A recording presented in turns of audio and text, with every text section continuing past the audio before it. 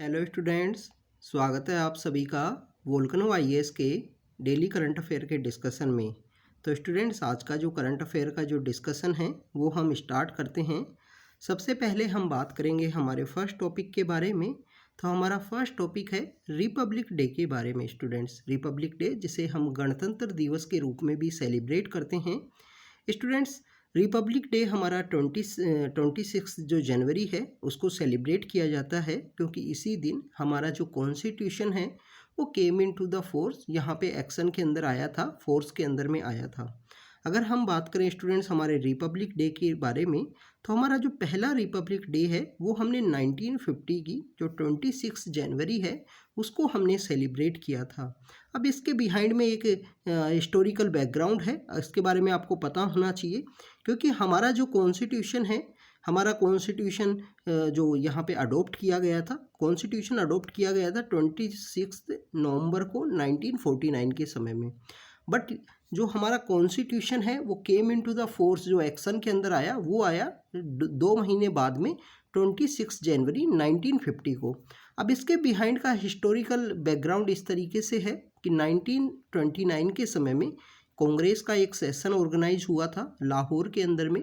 1929 के समय में कांग्रेस का जो सेशन हुआ लाहौर के अंदर में, लाहौर के इस सेशन को हेड किए थे हमारे पंडित जवाहरलाल नेहरू ने। पंडित जवाहरलाल नेहरू ने उस सेशन के थ्रू एक रिजोल्यूशन पास करवाया था कि आने वाली जो 26 जनवरी है उसको हम पूर्ण स्वराज दिवस के रूप में सेलिब्रेट करेंगे। तो पूर्ण स्वराज दिवस को सेलिब्रेट किया जाने लगा 26 जनवरी 1930 से। उसी पूर्ण स्वराज दिवस का हिस्टोरिकल इन्फ्लुएंस को देखते हुए हमारे जो कॉन्स्टिट्यूशनल के जो फ्रेमर हैं, हमारे जो फोर फादर्स हुआ करते थे, उनके द्वारा यहाँ पे हमारा जो रिपब्लिक डे है 26 जनवरी को ही सेलिब्रेट करना उन्होंने सोचा, उस समय में उन्होंने डिसाइड किया। स्टूडेंट्स, हम बात करें हमारे कॉन्स्टिट्यूशन असेंबली के बारे में, तो हमारे कॉन्स्टिट्यूशन असेंबली के द्वारा हमारे संविधान को बनाने के अलावा, हमारे कॉन्स्टिट्यूशन को फ्रेम करने के अलावा उसने और भी जो 4-5 जो काम हैं वो भी किए थे। जिसमें हमारा जो नेशनल फ्लैग है उसे अडोप्ट करना। हमारा नेशनल फ्लैग बेसिकली अडोप्ट किया गया था स्टूडेंट 22 जुलाई 1947 के समय में। तो 22 जुलाई को अडोप्ट किया गया।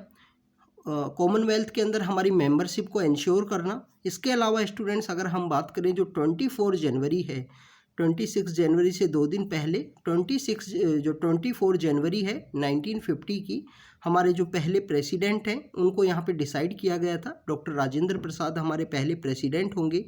इसके अलावा स्टूडेंट्स, कॉन्स्टिट्यूशन असेंबली ने हमारा जो नेशनल एंथम है, नेशनल एंथम जन गण मन, उसको यहाँ पे अडोप्ट किया गया। और हमारा जो नेशनल सॉन्ग है वंदे मातरम, उसे अडोप्ट किया गया।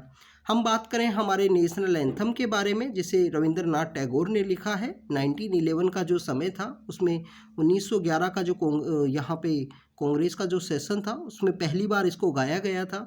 अगर हम बात करें हमारे नेशनल सॉन्ग के बारे में, जिसे हम वंदे मातरम के रूप से गाया करते हैं, तो जो हमारा नेशनल सॉन्ग है जिसे बंकिम चंद्र चट्टोपाध्याय की जो बुक है उससे वहाँ पे लिया गया है।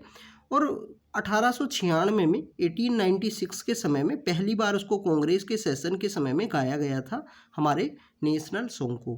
तो ये स्टूडेंट्स कुछ हमारे रिपब्लिक डे से रिलेटेड बातें हैं। इस साल हम जो रिपब्लिक डे सेलिब्रेट कर रहे हैं वो हमारा 74th रिपब्लिक डे है। नेक्स्ट ईयर हमारा 75 रिपब्लिक डे होगा। हम वैसे भी अमृतकाल को यहाँ पे क्रॉस कर चुके हैं। अमृतकाल हम सेलिब्रेट किए हैं अभी 15 जो हमारा अगस्त का जो समय गया है, जिसमें हमारा इंडिपेंडेंस डे हम सेलिब्रेट करते हैं। इस बार का जो रिपब्लिक डे है, रिपब्लिक डे के यहाँ पे चीफ गेस्ट के रूप में होंगे इजिप्ट के जो प्रेसिडेंट हैं अब्देल फतेह अल सीसी। ये यहाँ पे बेसिकली हमारे चीफ गेस्ट होते हैं। और चीफ गेस्ट बुलाने का एक परंपरा रही है, इंडिया की जो गवर्नमेंट होती है उसके द्वारा एक परंपरा निभाई जाती है कि यहाँ पे चीफ गेस्ट के रूप में जिन भी कंट्रीज़ के साथ में हमारा जो बायलिटरल रिलेशन काफ़ी अच्छे हैं उनको यहाँ पे चीफ गेस्ट के रूप में इनवाइट किया जाता है। तो स्टूडेंट्स, ये कुछ रिपब्लिक डे से रिलेटेड बातें थी।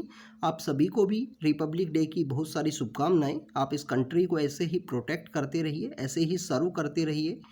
तो स्टूडेंट्स नेक्स्ट टॉपिक की अगर हम बात करें, नेक्स्ट टॉपिक है पद्म अवार्ड से रिलेटेड। इससे रिलेटेड यूपीएससी ने 2021 के समय में, 2021 का जो समय था प्रीलिम्स का, उसके समय में यूपीएससी ने इस पद्म अवार्ड से रिलेटेड एक क्वेश्चन पूछा था। तो स्टूडेंट पद्म अवार्ड जो होते हैं हाईएस्ट सिविलियन अवार्ड के रूप में इनको रिकॉग्नाइज किया जाता है, और हर साल जो रिपब्लिक डे से पहले वाली जो शाम होती है, रिपब्लिक डे की जो पहली शाम होती है, उस दिन इसको गवर्नमेंट के द्वारा इनको अनाउंस किया जाता है। 3 कैटेगरी में ये होते हैं। पद्म विभूषण है जो एक्सेप्शनल, जो डिस्टिंग्विश, अगर आपने सर्विस यहाँ पे सर्व की है कंट्री के लिए, आपको किसी भी सेक्टर में दिया जा सकता है। पद्म भूषण होते हैं और पद्म श्री होते हैं। स्टूडेंट्स, इन अवार्ड्स को यहाँ पे आपकी जो पब्लिक लाइफ है, पब्लिक एक्टिविटी है, पब्लिक सर्विस है, ऐसे कोई भी डिसिप्लिन है उसके अंदर आपको वर्क से रिलेटेड ये जो काम है उसके रिलेटेड आपको ये अवार्ड है वो दिए जा सकते हैं गवर्नमेंट के द्वारा। पद्म अवार्ड्स की अगर हम बात करें स्टूडेंट्स, पद्म अवार्ड्स को 1954 के समय में कॉन्स्टिट्यूट किया गया। हाईएस्ट सिविलियन अवार्ड्स को 1954 के समय कॉन्स्टिट्यूट किया था। जो कमेटी इस अवार्ड को रिकमेंड करती है वो हमारे ऑनरेबल प्राइम मिनिस्टर के द्वारा हर साल कॉन्स्टिट्यूट की जाती है। हर साल कॉन्स्टिट्यूट की जाती है। प्राइम मिनिस्टर की रिकमेंडेशन के बाद में ये कमेटी कॉन्स्टिट्यूशन में आती है, और वो कमेटी कुछ नामों को रिकमेंड करती है कि इन नामों को आप पद्म अवार्ड से, आप यहाँ पे पद्म अवार्ड्स इनको ग्रांट कीजिए। वहाँ पे फिर गवर्नमेंट के द्वारा सेलेक्ट किए जाते हैं कि कौन कौन से अवार्ड्स को यहाँ पे बेसिकली नाम देना है। गवर्नमेंट के द्वारा जो पद्म अवार्ड हैं वो दिए जाएंगे, चाहे वो पद्म श्री है, भूषण है या विभूषण जो अवार्ड है वो दिया जाएगा। और नॉमिनेशन प्रोसेस बेसिकली अभी पब्लिक के लिए भी ओपन है। इवन आप सेल्फ रूप से अपने आप को भी नॉमिनेट कर सकते हो पद्म अवार्ड के लिए। तो ये स्टूडेंट्स बेसिकली पद्म अवार्ड हैं जो हमारे हाईएस्ट सिविलियन अवार्ड होते हैं। इसके अंदर एक भारत रत्न भी है। भारत रत्न जो हमारा हाईएस्ट सिविलियन अवार्ड है वो रेगुलरली नहीं दिया जाता है। रेगुलरली जो भारत रत्न है हर साल नहीं दिया जाता है। बहुत ही एक्सेप्शनल समय में काफ़ी कम लोगों को वो ग्रांट किया जाता है जो भारत रत्न है, जो हमारा हाईएस्ट सिविलियन अवार्ड है। स्टूडेंट्स, अगर हम बात करें नेक्स्ट टॉपिक की, नेक्स्ट टॉपिक है हमारे प्रेसिडेंट का जो एड्रेस है। नेशन को एड्रेस करते हैं हमारे प्रेसिडेंट, जो हाईएस्ट कॉन्स्टिट्यूशनल पोजीशन है। तो प्रेसिडेंट द्रौपदी मुर्मू जी के द्वारा नेशन को एड्रेस किया गया। नेशन को एड्रेस करते हुए उन्होंने काफ़ी कुछ बातें हैं वो रखी हैं। जब भी हमारा नेशनल हॉलीडे होते हैं, नेशनल हॉलीडे लाइक द हमारा 15 अगस्त है, 26 जनवरी है, उसकी जो पूर्व संध्या होती है उसको हमारे जो प्रेसिडेंट हैं वो नेशन को एड्रेस करते हैं। द्रौपदी मुर्मू जी के द्वारा यहाँ पे इंडिया का जो कल्चर है, जो डाइवर्सिटी है, उसको मेंटेन रखने की बात की गई। चाहे वो लैंग्वेज के बेसिस पे हो, चाहे वो कास्ट के बेसिस पे हो, चाहे वो कम्युनिटीज़ के बेसिस पे हो, चाहे वो रेसेस के बेसिस पे हो, तो उस यहाँ पे जो डाइवर्सिटी है उसको मेंटेन रखने की बात की गई। हमारे कंपोजिट कल्चर को हमें प्रोटेक्ट करना है, हमें मेंटेन रखना है। स्टूडेंट्स, आपके लिए यहाँ पे एक होमवर्क है। कंपोजिट कल्चर के बारे में कहाँ पे बात की गई है हमारे कॉन्स्टिट्यूशन में? क्या फंडामेंटल राइट्स के अंदर बात की गई है, या डीपीएसपी के अंदर बात की गई है, या फंडामेंटल ड्यूटीज़ के अंदर बात की गई है?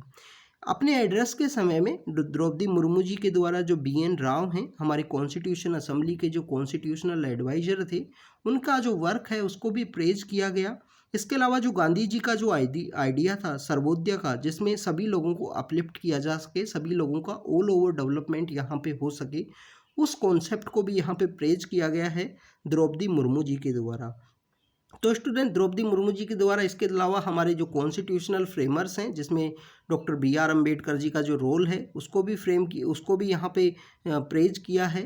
कोविड-19 के समय में जो गवर्नमेंट के द्वारा जो एफर्ट्स लगाए गए हैं, जो गवर्नमेंट के द्वारा इनिशिएटिव्स स्टार्ट किए गए हैं, चाहे प्रधानमंत्री गरीब कल्याण योजना हो, चाहे वैक्सीन प्रोवाइड करवाना हो, वैक्सीन डिप्लोमेसी के थ्रू हमारे जो वैक्सीन मैत्री का जो कॉन्सेप्ट इंडिया ने लॉन्च किया, उन सभी कॉन्सेप्ट्स को, उन सभी इनिशिएटिव्स को यहाँ पे प्रेज किया है हमारी प्रेसिडेंट द्रौपदी मुर्मू जी के द्वारा।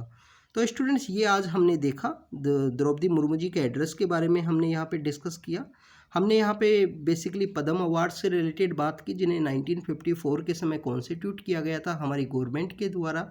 प्राइम मिनिस्टर के द्वारा एक कमेटी है वो कॉन्स्टिट्यूट की जाती है। कमेटी यहाँ पे रिकमेंड करती है उनके नाम कि किन किन लोगों को आप पद्म अवार्ड है उसको ग्रांट कीजिए। पद्म अवार्ड्स जो कैटेगरी के अंदर दिए जाते हैं, पद्म विभूषण हैं, पद्म भूषण है और पद्म श्री है। हाईएस्ट जो सिविलियन अवार्ड है जिसे भारत रत्न के रूप से जानते हैं हम, एक्सेप्शनल कैटेगरी के अंदर उस अवार्ड को दिया जाता है। इसके अलावा स्टूडेंट्स हमने रिपब्लिक डे के बारे में बात की। 74 जो रिपब्लिक डे हम सेलिब्रेट कर रहे हैं आज के दिन में। तो रिपब्लिक डे किस तरीके से हमारा यहाँ पे कमेंसमेंट में आया, कॉन्स्टिट्यूशन, रिपब्लिक वर्ड जो हमारे प्रियम्बल के अंदर भी मेंशन है उसके बारे में भी आपको पता होना चाहिए कि रिपब्लिक डे का जो मीनिंग है वो क्या है। और अब प्रियम्बल के अंदर ओरिजिनली फॉर्म में जो हमारा वर्ड है ये मेंशन है, अमेंडमेंट के बाद में ऐड नहीं किया गया है प्रियम्बल में। तो ये आपको पता होना चाहिए। तो स्टूडेंट्स ये आज का हमारा डिस्कशन था। आप सभी लोगों को गणतंत्र दिवस की 26 जनवरी जो रिपब्लिक डे है उसकी काफ़ी सारी शुभकामनाएं। आप इसी तरीके से हमारे कंट्री को सर्व करते रहिए, चाहे किसी भी सेक्टर में हम रहें।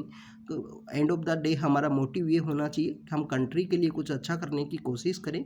तो thank you students, thank you very much.